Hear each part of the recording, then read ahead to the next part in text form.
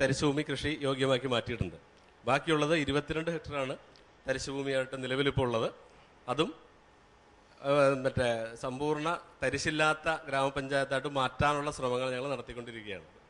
പിന്നെ അടിസ്ഥാനപരമായി ചെയ്യേണ്ടുന്നൊരു കാര്യം ചെയ്ത് കണ്ടില്ല. ഈ നീർത്തടാധിഷ്ഠിത മാസ്റ്റർ പ്ലാൻ അത് ഇല്ല എന്ന് എഴുതിയിരിക്കുന്നത് എന്തുകൊണ്ട് അതങ്ങനെ മാറ്റി വെച്ചിരിക്കുന്നു? ഈ ഫോറം പൂരിപ്പിക്കുന്ന സമയത്ത് നീർത്തടാധിഷ്ഠിത മാസ്റ്റർ പ്ലാൻ നമ്മളൊരു പ്രാഥമികമായിട്ടുള്ള ചർച്ച മാത്രമേ നടത്തിയിട്ടുണ്ടായിരുന്നുള്ളൂ. അപ്പം അതിനുശേഷം 8 നീർത്തടങ്ങളാണ് നമ്മുടെ പഞ്ചായത്തിനകത്തുള്ളത്. ഈ 8 നീർത്തട കമ്മിറ്റിയും പഞ്ചായത്ത് തല കമ്മിറ്റി രൂപീകരിക്കുകയും ഈ 8 നീർത്തടങ്ങളിലും സർവേ പൂർത്തിയാക്കി കഴിഞ്ഞിട്ടുണ്ട്. അത് മാർച്ച് മാസത്തിൻ്റെ തിരക്കുകളുണ്ട്, കൺസോളിഡേറ്റ് ചെയ്തിട്ടില്ല എന്നുള്ള വിഷയമുള്ള കൺസോളിഡേറ്റ് ഒരാഴ്ചകളിൽ തന്നെ ഞങ്ങൾ ചെന്ന് കഴിഞ്ഞാൽ ഉടനെ നീർത്തടാധിഷ്ഠിത മാസ്റ്റർ പ്ലാൻ കൂടി തയ്യാറാക്കി അതിനാവശ്യമായിട്ടുള്ള പ്രവർത്തനങ്ങൾ കൂടി സംഘടിപ്പിക്കും. എനിക്ക് ഈ അപെക്സ് ബോഡി നിങ്ങളുടെ അതിൽ ആരൊക്കെയാണ് എൻ്റെ മെമ്പേഴ്സ്? 12 പാടശേഖര സമിതികളിൽ നിന്നുള്ള സെക്രട്ടറിയും പ്രസിഡന്റുമാണ് അതിനകത്തുള്ള മെമ്പേഴ്സ്. അതിന്റെ മെഷീനുകൾ വാടകയ്ക്ക് കൊടുക്കപ്പോൾ എന്തെങ്കിലും കേടുപാടുകളോ എന്തെങ്കിലും ഉണ്ടായ ആരുടെ ചുമതലയാണ് അത് നന്നാക്കുക എന്നുള്ളത്? അത് വാടകയ്ക്ക് എടുക്കുമല്ലേ? അപെക്സ് ബോഡിയുടെ 2 ഉത്തരവാദിത്തപ്പെട്ട ആളുകളെങ്കിലും ഈ സാധനം മറ്റേ പാടത്തിറങ്ങുമ്പോൾ ഉണ്ടാവും. അത് അപെക്സ് ബോഡി തന്നെയാണ് നന്നാക്കാറുള്ളത്. ഇപ്പോൾ ആ ഒരു ഉടമസ്ഥനെ കൊണ്ട് നന്നാക്കുക എന്നുള്ളത് പ്രായോഗികമായിട്ടുള്ള സംഗതി അല്ലാത്തതുകൊണ്ട് അത് അപെക്സ് ബോർഡ് തന്നെയാണ് ചെയ്യാറുള്ളത്. പിന്നെ എനിക്ക് കൊച്ചിൻ റിഫൈനറിയുടെ കാര്യത്തിൽ അതിന്റെ വല്ല വേസ്റ്റോ കാര്യങ്ങളോ ബുദ്ധിമുട്ട് വല്ലതും പഞ്ചായത്തിന് ഉണ്ടാവുന്നുണ്ടോ എന്നുള്ള? കൊച്ചി റിഫൈനറി ഈ പഞ്ചായത്തിന്റെ തൊട്ടടുത്ത് കിടക്കുന്ന ഒരു പൊതുമേഖലാ സ്ഥാപനം എന്ന നിലയ്ക്ക് അവരുടെ ലാഭത്തിന്റെ 1% പൊതുനന്മ ഫണ്ട് എന്ന ലക്ഷ്യം വെച്ചുകൊണ്ട് നമ്മുടെ പഞ്ചായത്തിന് 1,72,00,000 രൂപയുടെ സഹായമാണ് ചെയ്തിട്ടുള്ളത്.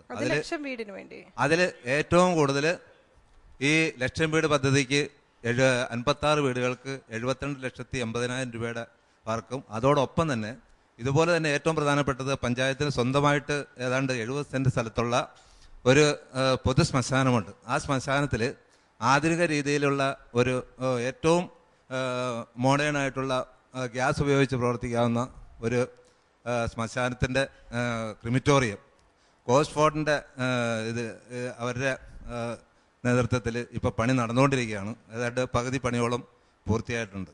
അതോടൊപ്പം തന്നെ അവർ ഈ കുടുംബശ്രീക്ക് ഒരു സ്വന്തമായി തൊഴിൽ കണ്ടെത്താൻ വേണ്ടി കൊണ്ട് 55 ലക്ഷം രൂപയുടെ ഒരു വികസന പ്രവർത്തനം, അതിൽ 38 ലക്ഷം രൂപ കുടുംബശ്രീക്ക് കെട്ടിടമുണ്ടാക്കാനും 17 ലക്ഷം രൂപ അവിടെ വേണ്ട എക്യുപ്മെന്റ് മേടിക്കാനും വേണ്ടി തന്നിട്ടുണ്ട്. നമ്മുടെ തിരുവാണിയൂർ കഴിഞ്ഞ ഒരു 40 കൊല്ലമായിട്ട് പലതവണ ഞാൻ പല സാംസ്കാരിക സാഹിത്യ ഇങ്ങനെ രംഗത്ത് അവിടെ ബന്ധപ്പെട്ട് വന്നിട്ടുണ്ട്.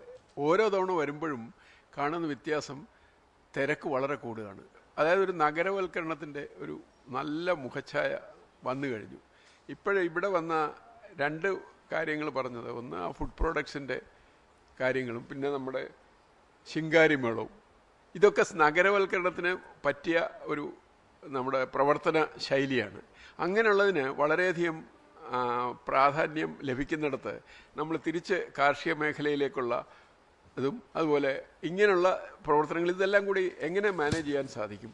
വളരെ പെട്ടെന്ന് റോഡ് വികസനം നടന്നിട്ടില്ലെങ്കിലും നിലവിലുള്ള റോഡുകൾ പരമാവധി ഗുണകരമാക്കി കൊണ്ടുപോകുന്നതിന് ആവശ്യമായിട്ടുള്ള ശ്രമങ്ങൾ അത് വളരെ ശ്രദ്ധിക്കേണ്ടതാണ്. വെച്ചാൽ മറ്റൊരു പഞ്ചായത്തിനും അഭിമുഖീകരിക്കേണ്ടാത്ത അത്രയും പ്രശ്നങ്ങൾ അടുത്തുണ്ടെന്നുള്ളത് നമ്മൾ ഓർക്കുക. പിന്നെ കൃഷിഭൂമി പരമാവധി നിലനിർത്തി പോകാനായിട്ടുള്ള ശ്രമം ഞങ്ങൾ നന്നായിട്ട് നടത്തിയിട്ടുണ്ട്. അതിന്റെ ഒരു വലിയ ഗുണമുണ്ടെന്നാണ് ഞങ്ങളുടെ വിശ്വാസം. അതെ, ഗുണമുണ്ട്, ഇതിന് ഗുണമുണ്ട്. അതോടൊപ്പം തന്നെ മണ്ണെടുക്കൽ പോലുള്ള കാര്യങ്ങൾ ഞങ്ങൾ കർശനമായി നിയന്ത്രിച്ചിരിക്കുകയാണ്.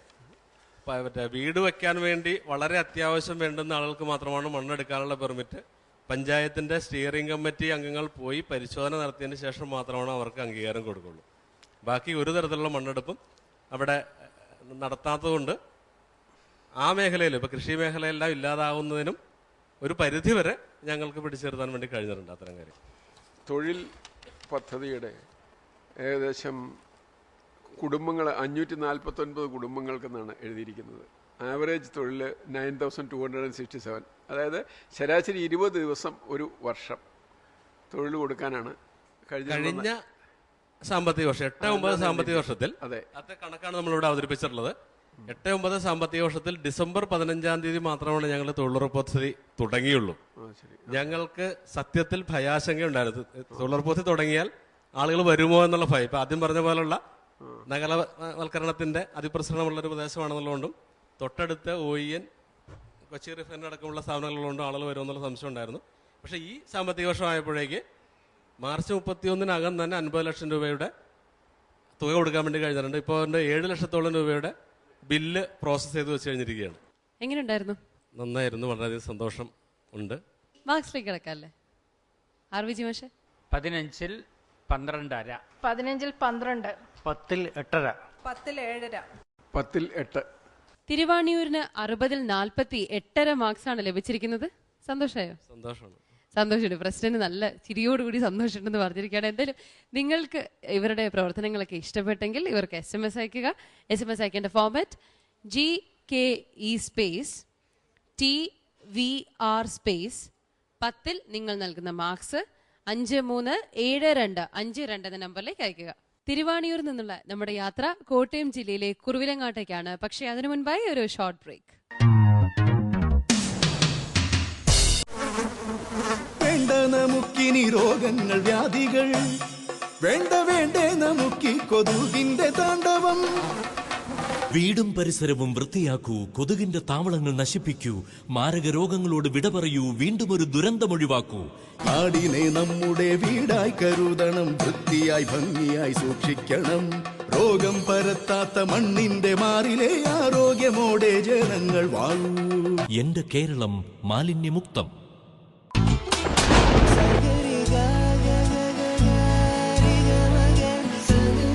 മഴക്കാലം ഇങ്ങെത്തി, ഒപ്പം മഹാരോഗങ്ങളും. ഇതിന് പരിഹാരമാർഗം ഒന്നേ ഉള്ളൂ. ഓരോരുത്തരും അവരവരുടെ വീടുകൾ ശുദ്ധമായി സൂക്ഷിക്കുക. കൊതുക്, ഈച്ച തുടങ്ങിയ രോഗവാഹകരായ ജീവികൾ പെരുകുന്ന സാഹചര്യം ഒഴിവാക്കുക. മാലിന്യങ്ങൾ നീക്കം ചെയ്യാൻ ആരോഗ്യ പ്രവർത്തകരുമായി സഹകരിക്കുക. അത് മഹത്തായ പൗരധർമ്മമാണ്. വീടും പരിസരവും വൃത്തിയാക്കാം, പകർച്ചവ്യാധികൾ ഒഴിവാക്കാം. പവർ കട്ടിനെയും ലോഡ് ഷെഡിങ്ങിനെയൊന്നും കുറവിലങ്ങാട്ടുകാർക്ക് പേടിയില്ല. ഇരുട്ടിനോടുള്ള സ്നേഹക്കൂടുതലൊന്നും അല്ല കേട്ടോ ഇതിന് കാരണം.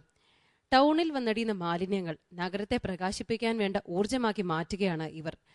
മാലിന്യ സംസ്കരണത്തിലും ഊർജ്ജോൽപാദനത്തിലും പുത്തൻ മാതൃകകളുമായി എത്തിയ കോട്ടയം ജില്ലയിലെ കുറവിലങ്ങാടിനെ നമുക്ക് ഈ വേദിയിലേക്ക് സ്വാഗതം ചെയ്യാം.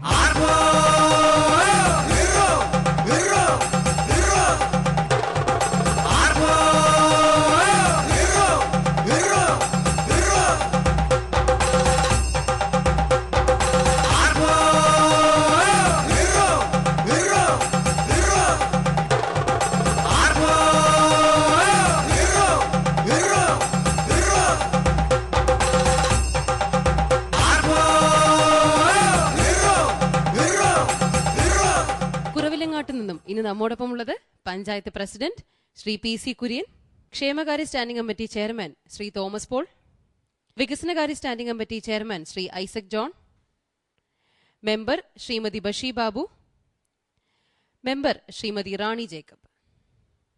പഞ്ചായത്ത് പ്രസിഡന്റിനെ വേദിയിലേക്ക് ക്ഷണിക്കുന്നു. എന്തൊക്കെ പ്രത്യേകതകളാണ് കുറവിലങ്ങാടിനെ മറ്റ് ഗ്രാമങ്ങളിൽ നിന്ന് വ്യത്യസ്തമാക്കുന്നത്? കോട്ടയം ജില്ലയിലെ മീനച്ചിൽ താലൂക്കിൽ MC റോഡിൻ്റെ ഇരുവശങ്ങളിലുമായി സ്ഥിതി ചെയ്യുന്ന ചെറിയ ഗ്രാമമാണ് കുറവലങ്ങാട്. കുറവില്ലാത്ത നാട്, അതാണ് കുറവലങ്ങാട്. AD 305 സ്ഥാപിതമായ കുറവലങ്ങാട് മർത്തമറിയം ഫൊറോന പള്ളി കേരളത്തിലെ ഏറ്റവും അറിയപ്പെടുന്ന തീർത്ഥാടന കേന്ദ്രമാണ്. മലയാളികളുടെ അഭിമാനമായിരുന്ന രാഷ്ട്രപതി KR നാരായണൻ ഹൈസ്കൂൾ വിദ്യാഭ്യാസം പൂർത്തിയാക്കിയത് Kuravilangad Saint Mary's higher secondary സ്കൂളിലാണ്. ഒട്ടേറെ പ്രത്യേകതകളുണ്ടല്ലേ കുറവിലങ്ങാട്ടിന്. ഗ്രാമത്തെക്കുറിച്ച് കൂടുതലറിയാം നാട്ടുകാഴ്ചകളിലേക്ക്.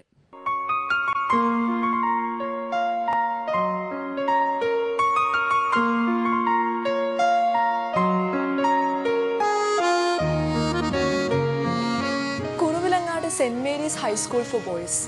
ഈ സ്കൂളിന് ഒരു പ്രത്യേകതയുണ്ട്. ഇവിടെയാണ് നമ്മുടെ മുൻ രാഷ്ട്രപതി KR നാരായണൻ സ്കൂൾ വിദ്യാഭ്യാസം പൂർത്തിയാക്കിയത്.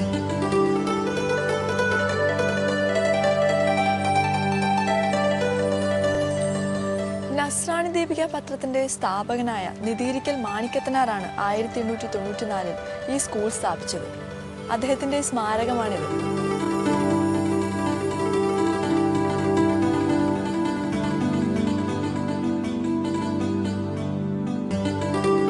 കുറവിലങ്ങാടിലെ മർത്ത മറിയം ഫൊറോന പള്ളിയാണിത്. AD 345 ഇത് സ്ഥാപിതമായതെന്നാണ് വിശ്വസിക്കപ്പെടുന്നത്.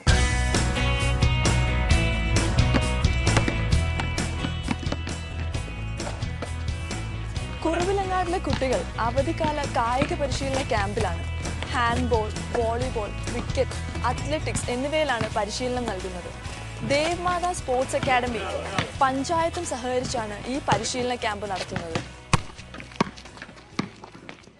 കുറവിലങ്ങാടിന്റെ പ്രധാനപ്പെട്ട സുസ്ഥിര വികസന പദ്ധതികൾ എന്തൊക്കെയാണ്? ഭക്ഷ്യ സുരക്ഷയെ ഊന്നൽ നൽകിക്കൊണ്ടുള്ള സമഗ്ര കാർഷിക വികസന പദ്ധതി, എല്ലാ വീടുകളിലും കുടിവെള്ളം എത്തിക്കുന്നതിന് വേണ്ടിയുള്ള ഗ്രാമീണ കുടിവെള്ള പദ്ധതി, ആദികൾക്കും മരുതുകൾക്കും ദുർബല വിഭാഗങ്ങൾക്കുമുള്ള ക്ഷേമ പദ്ധതികൾ, അതുപോലെ തന്നെ തൊഴിലുറപ്പ് പദ്ധതിയുടെ പ്രയോജനം നാടിൻ്റെ വികസനത്തിന് ഉപകരിക്കത്തക്ക രീതിയിലുള്ള പദ്ധതികൾ എല്ലാം നടപ്പിലാക്കിയിട്ടുണ്ടെങ്കിലും പഞ്ചായത്ത് ഏറ്റവും കൂടുതൽ പ്രാധാന്യം നൽകിയത് മാലിന്യ സംസ്കരണത്തിനും വേണ്ടിയാണ്. നമുക്ക് ഇവരുടെ മാലിന്യ സംസ്കരണ പദ്ധതിയെ കുറിച്ച് കൂടുതൽ അറിയണ്ടേ? വികസന ദൃശ്യങ്ങൾ കാണാം, മടങ്ങിയെത്താം.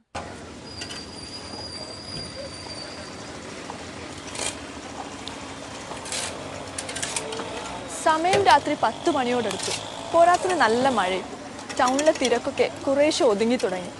പക്ഷെ ഒരു കൂട്ടർ അവരുടെ ജോലി ആരംഭിച്ചതേ ഉള്ളൂ. ഇവിടുത്തെ ക്ലീനിംഗ് തൊഴിലാളികൾ കുറവിലങ്ങാട് പഞ്ചായത്തിൽ പകൽ അവശേഷിപ്പിച്ച മാലിന്യങ്ങൾ വൃത്തിയാക്കിക്കൊണ്ടിരിക്കുകയാണ്. ഈ പഞ്ചായത്തിലെ ശുചീകരണ ജോലികൾ ആരംഭിക്കുന്നത് രാത്രിയിലാണ്. ടൗണിൽ നിന്നും ശേഖരിക്കുന്ന മാലിന്യങ്ങൾ 2 വിധത്തിലാണ് സംസ്കരിക്കുന്നത്.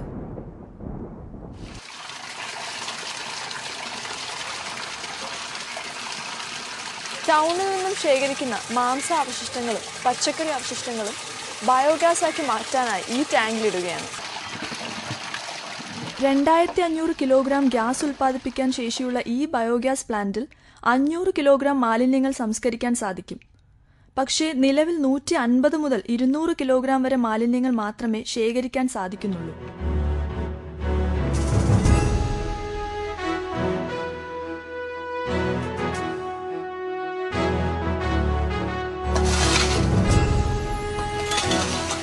ടൗണിൽ നിന്നും ശേഖരിക്കുന്ന കത്തിച്ചു കളയാൻ പറ്റുന്ന ഖരമാലിന്യങ്ങൾ ഈ ബയോസിനറേറ്ററിലിട്ട് കത്തിച്ചു കളയുന്നു. ഈ ബയോസിനറേറ്റർ പ്രവർത്തിപ്പിക്കാൻ ആവശ്യമായിട്ടുള്ള ഇന്ധനം ഈ പ്ലാന്റിൽ നിന്ന് തന്നെയാണ് ഉൽപ്പാദിപ്പിക്കുന്നത്. ടൗണിൽ നിന്നും ശേഖരിക്കുന്ന പ്ലാസ്റ്റിക് മാലിന്യങ്ങളും കത്തിച്ചു കളയാൻ കഴിയാത്ത മറ്റു മാലിന്യങ്ങളും ആവശ്യക്കാർക്ക് വിൽക്കുന്നതിന് വേണ്ടി സൂക്ഷിച്ചു വയ്ക്കുകയാണ് ചെയ്യുന്നത്. ഇതാണ് ബയോഗ്യാസ് എഞ്ചിൻ. ഇതുപയോഗിച്ച് ഈ പ്ലാന്റിൽ ഉൽപ്പാദിപ്പിക്കുന്ന ബയോഗ്യാസിനെ വൈദ്യുതിയാക്കി മാറ്റുന്നു.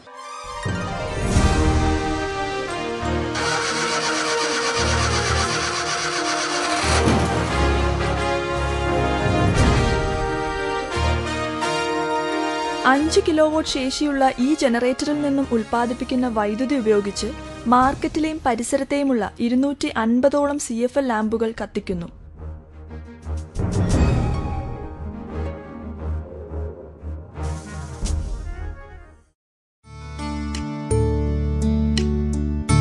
കുറവിലങ്ങാട് പഞ്ചായത്തിൽ മാലിന്യത്തിൽ നിന്നും ഊർജവും മൂല്യവർദ്ധിത ഉൽപ്പന്നങ്ങളും ഉണ്ടാക്കുന്ന നിരവധി ചെറിയ മാതൃകകളും നിലവിലുണ്ട്. അടുക്കള മാലിന്യങ്ങൾ സംസ്കരിക്കുന്ന ബയോഗ്യാസ് പ്ലാന്റാണിത്. ഇത്തരത്തിൽ അടുക്കള മാലിന്യങ്ങളും ചാണകവും ഉപയോഗിച്ച് ബയോഗ്യാസ് ഉൽപ്പാദിപ്പിക്കുന്ന 565ഓളം പ്ലാന്റുകൾ ഈ പഞ്ചായത്തിലുണ്ട്.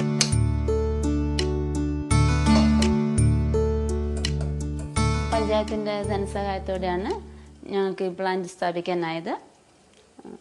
അത് നമുക്ക് വളരെയധികം പ്രയോജനമുണ്ട്. പ്ലാന്റിൻ്റെ വലിപ്പം അനുസരിച്ച് നമുക്ക് ഗ്യാസ് കൂടുതലോ കുറവോ കിട്ടുന്നത് നമ്മളിടുന്ന വേസ്റ്റ് അനുസരിച്ചിരിക്കും. ബയോഗ്യാസ് പ്ലാന്റുകൾ കൂടാതെ മാലിന്യത്തിൽ നിന്നും മറ്റും മണ്ണിര കമ്പോസ്റ്റ് ഉണ്ടാക്കുന്ന 56ഓളം പ്ലാന്റുകളും പഞ്ചായത്ത് ധനസഹായത്തോടെ സ്ഥാപിച്ചിട്ടുണ്ട്. കുറവിലങ്ങാട് ടൗണിൽ കൂടി ഒഴുകുന്ന വലിയ തോടിന്റെ ടൗണിന് പുറത്തുള്ള ഭാഗങ്ങൾ വൃത്തിയാക്കുന്നതിന് NREG തൊഴിലാളികളെ പ്രയോജനപ്പെടുത്തുന്നുണ്ട്.